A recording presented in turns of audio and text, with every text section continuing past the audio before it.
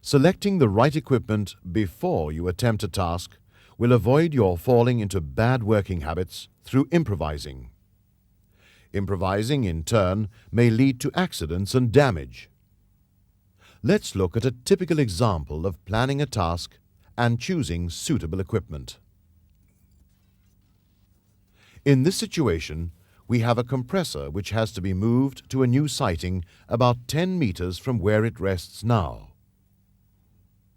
There are no beams around, so we'll not be able to make use of any overhead lifting equipment. In such a case, we'll have to use 2 crowbars to make the lift and 4 pipe rollers to make the move. In order to get the right height and to use the crowbars effectively, we'll need several wooden wedges and blocks upon which the load will rest once it has been raised.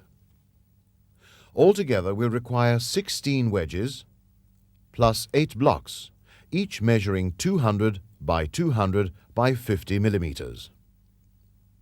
At least 3 rollers are to be under the load as it is moved. 2 suitable planks will be required to fit between the load and the pipe rollers.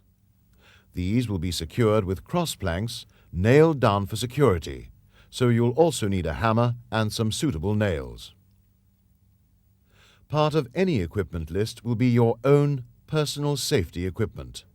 This must include a safety helmet, gloves, and safety shoes or boots.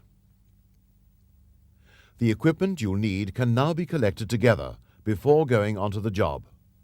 Time will be saved by having everything you need on hand. Stop the tape now for your next discussion and practical exercise.